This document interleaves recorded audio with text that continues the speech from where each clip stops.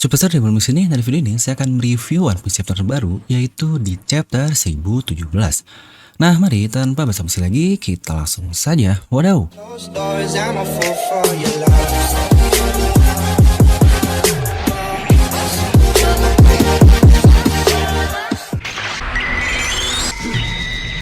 Nah seperti biasa sebelum lanjut ke video ini jangan lupa untuk subscribe dan juga nyalakan bel notifikasinya ya. Karena kalian tidak akan tertinggal informasi menarik seputar One Piece hanya di channel Devil Nomi. Pastikan sebelum kalian komen apapun, kalian menonton video ini sampai habis, jadi tidak ada informasi yang miss dan juga yang setengah-setengah. Dan buat kalian juga yang ingin join membership channel Filnomi, di mana kalian akan mendapatkan badges khusus di sebelah nama kalian dan stiker yang unik-unik ini. Kalian bisa langsung klik tombol join di sebelah tombol subscribe. Dan akhirnya nih, kita kembali lagi membahas review setelah minggu lalu libur. Dan oke lah, kita akan langsung saja nih untuk membahas review di chapter terbaru, yaitu di chapter 1017. Oke, jadi chapter 1017 ini akan berjudul Order. Yang berarti ini adalah sebuah perintah lah, yang tentu saja kita tahu ini akan berhubungan dengan apa. Karena kemarin ada yang ngomen nih, sejak kapan order artinya perintah? Waduh, mungkin tahunya order pesan makanan doang kali ya. Padahal tergantung konteks. Lanjut. Chapter ini dimulai lagi-lagi masih dengan cover requestan, alias masih aja belum masuk ke cover story-nya bos. Udah lewat lebih dari 20 chapter tapi Oda belum mengembalikan cover story-nya. Apa jangan-jangan dia bingung nih membahas apa di cover story? Karena sebelumnya sudah diceritakan melalui perjalanannya BG untuk arc sebelumnya yaitu Whole Cake Island. Dan di cover ini akhirnya diperlihatkan Our Lord and Savior helm level 3 sang protektor bagi The Clown yang mengubah tubuhnya menjadi blok puzzle dan bermain dengan simpanse. Nah, chapter ini dimulai lagi-lagi di panggung pertunjukan di mana Tama yang baru mau saja mengumumkan perintahnya melalui mic dari bawah uang itu. Di sini Queen pun melihatnya dan dia berteriak kepada Tama. Itu malah membuat Tama si bocah lucu ini jatuh dan pingsan dan keadaan berpindah dulu ke lantai 4. Di situ salah satu anak buah Husfu yang berbentuk kucing juga menembak Jinbei dan Husfu pun tertawa melihatnya.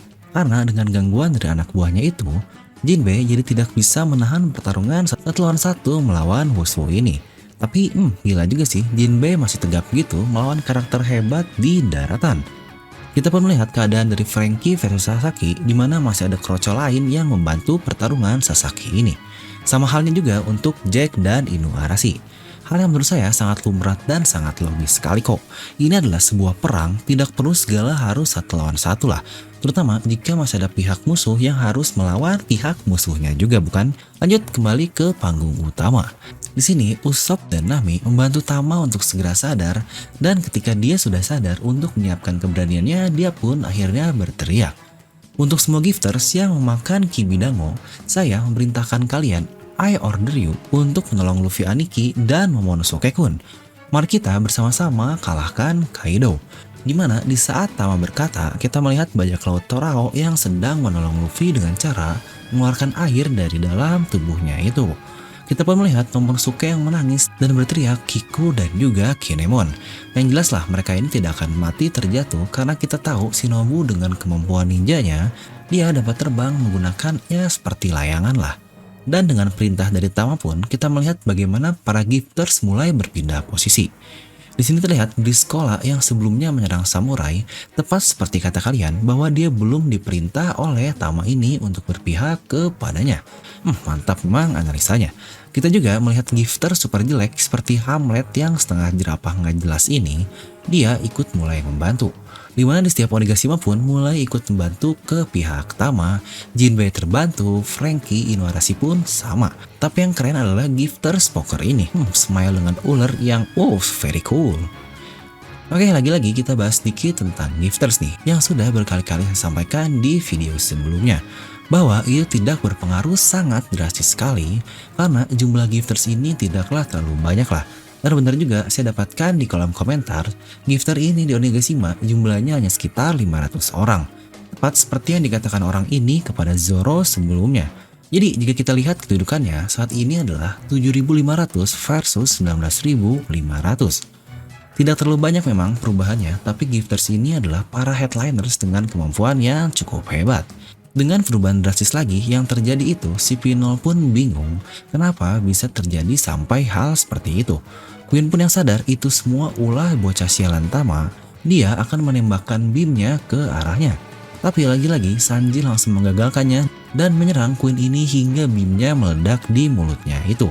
Queen lagi-lagi berteriak, bocah judge sialan. Di situ Sanji yang kesal karena lagi-lagi Queen ini memanggilnya dengan sebutan itu. Dan dia pun bertanya, apakah kau bagian dari tim penelitian gila juga? Sebenarnya maksud gila di sini tuh maksud artian sebenarnya. Tapi Queen menjawabnya dengan sangat serius. Apakah maksudmu itu adalah penelitian Match? Ya, Match ini sebenarnya selain artinya marah, bisa juga berarti gila. Dimana lanjutan dari Queennya itu semua hanyalah masa lalu. Wah, lagi-lagi nama penelitian ilmiah kenapa selalu diambil berdasarkan emosi ya? Smile, sad, dan sekarang mad. Ntar apalagi ya? Happy kah? Dan setelah itu pun Queen langsung berubah ke mode hybridnya, yang lagi-lagi mode hybrid dari Ancient Zoan ini ternyata tidak berbeda jauh dari mode manusianya. Persislah seperti Kaido, di naganya yang kita tahu sebesar apa, ternyata hybridnya kembali seperti mode manusianya itu. Bentukannya juga benar-benar sangat unik nih. Dapat kita bilang dia ini benar-benar seorang cyborg secara utuh lah seperti Franky. Tangan kanan pedang, di mana tangan kiri buntut dan rambutnya pun mempunyai 3 hook yang sama. Menarik. Apakah teknologi perlu dilawan dengan teknologi juga? Red Suit versus Cyborg. Wah, ini sih akan sangat menarik. Mungkin pembahasan tentang Queen dan Judge yang lainnya akan saya bahas di video analisis. Lanjut, berpindah ke Chopper dan juga Zoro. Di sini karena efek dari Rumble Ball-nya Chopper, dia menjadi sangat mungil dan kecil sekali seperti bayi. Bahkan Tristan bisa memegang di telapak tangannya yang waduh lucu banget Chopper ini. Tapi selain itu juga efek sampingnya katanya dia jadi berbicara layaknya orang tua. Makanya dia disebut sebagai Baby Gigi Chopper atau bayi tua Chopper lah. Miyagi juga yang seorang dokter, dia menganjurkan bahwa ada obat super penyembuhan yang digunakan di Pulau Zou. Itu pun adalah dapat mengobati dengan sangat cepat sekali. Dia bisa menyembuhkan luka Zoro dengan sangat cepat, tapi hanya dalam periode waktu tertentu. Dan tentu saja pasti ada yang namanya efek samping, di mana efek sampingnya itu adalah lukanya akan terbayar 2 kali lipat. Bukankah jika masalah luka, itu bukanlah hal yang bikin Zoro ragu kan? Yang dia sendiri pun langsung menjawab, tidak ada waktu untuk berpikir, cepat berikan hal itu kepadaku. Oke, dari sini hampir fix atau mungkin bisa kita katakan fix kali ya, Zoro akan berperan kembali di perang Onigashima ini. Mungkin dia benar-benar sepertinya akan melawan King yang alasan-alasannya udah pernah saya bahas di video ini. Dan ini dia highlight di chapter ini. Kembali ke keadaan Jinbei melawan Wushu. Di situ dia menarik pedangnya yang ternyata itu adalah sebuah pisau dan dia menyerang Jinbei menggunakan Hagan. Alias ini seperti Shigan tapi dengan Danger lah. Jinbei mengkonternya menggunakan Karakusa Gawara Seiken. Ini jurus favorit nih. Dan Wushu pun menghindarinya menggunakan Soru dan dia menyerang lagi menggunakan Rankyaku. Jinbei dengan mudah menahannya dengan Busosoku Hakinya. Nah, oleh karena itu, dia akhirnya mengenal siapakah Wushu ini karena penggunaan Rokushiki ini adalah cara pemerintahan dunia untuk melatih petarungnya. Dan pada saat itu juga, dia berubah ke mode hybridnya. Sambil di sini, Jinbei pun berkata, aku ingat dulu ada rumor mengenai anggota CP9 yang kabur dari penjara, yang saya sendiri pun sebenarnya bingung kenapa agen pemerintah bisa ditahan. Dan Wushu pun akhirnya menjawab, oh ternyata mengingat sesuatu seperti itu dan benar itu adalah aku. Sebelumnya saya melihatmu tapi kau tidak mengenalku pada saat itu. Di sini juga diketahui bahwa Wushu sebelumnya adalah agen terkuat pada saat dia dilempar ke penjara. Dia ini rival dari sang jenius Rob Lucci, tapi karena 12 tahun yang lalu dia gagal, dia akhirnya dilempar ke penjara. Jadi dengan kata lain, Wushu ini ada di atas Lucci. Sebenarnya dari buah iblisnya pun sangat jelas sekali, Lucci ini hanyalah leopard biasa dan buah iblis Wushu adalah Ancient Zoan yang sama-sama tigris tapi jelaslah di tier atau level yang sangat berbeda. Jadi ini seakan-akan membuat Luffy versus Lucci tapi dengan anak buahnya dan orangnya jauh lebih hebat yaitu Wushu. Dia pun akhirnya menyerang Jinbei dengan Gagan alias pistol taring yang membentuk taringnya seperti shockwave. Dan Jinbei dapat menghindarinya dengan sangat mudah. Sejujurnya Jinbei benar-benar santai di pertarungan ini yang menurut saya sangat gila banget. Level Jinbei ini benar-benar beda. Di sini dia berkata, saya kasihan padamu, tapi bukankah dengan itu tidak ada selisih di antara kita? Oke, dengan ini sebenarnya bajak laut Kaido ini benar-benar diisi orang-orang yang sangat berbeda sekali. Mulai dari X-Drake yang ternyata seorang sword, Wushu yang dulunya CP9, Queen yang pernah juga di bawah penelitian yang sama dengan Judge yang kemungkinan dengan Caesar dan Vegapunk juga. Lalu ada juga King yang walaupun masih hipotesa sih, tapi kemungkinan besar dia dulunya penjaga Impel Down seperti Magellan. Dia bisa memimpin orang-orang dengan pengalaman dan kemampuan yang sangat gila.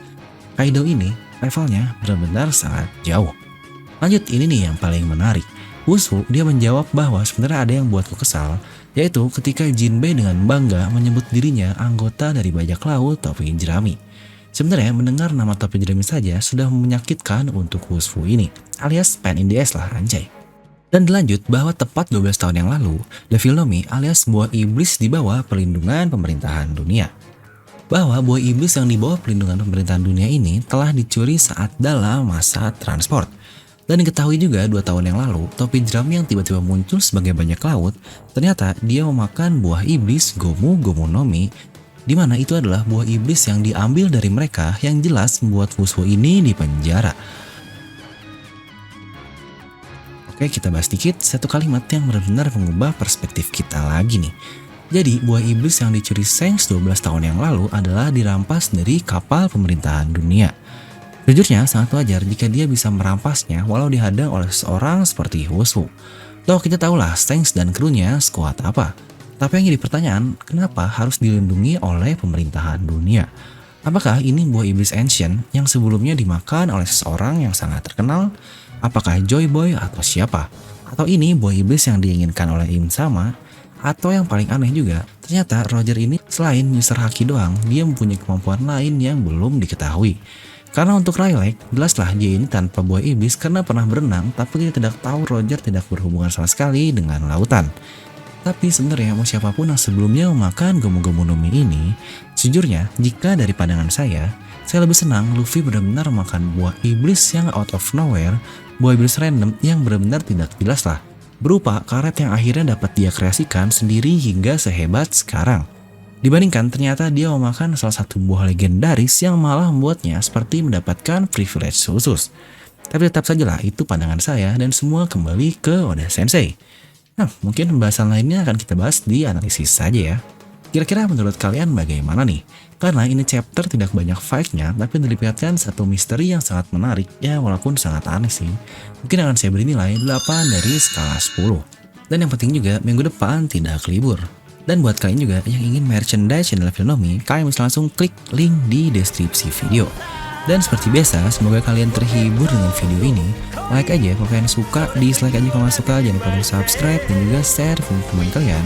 Gue Devil Nomi pamit and I'll see you guys next time.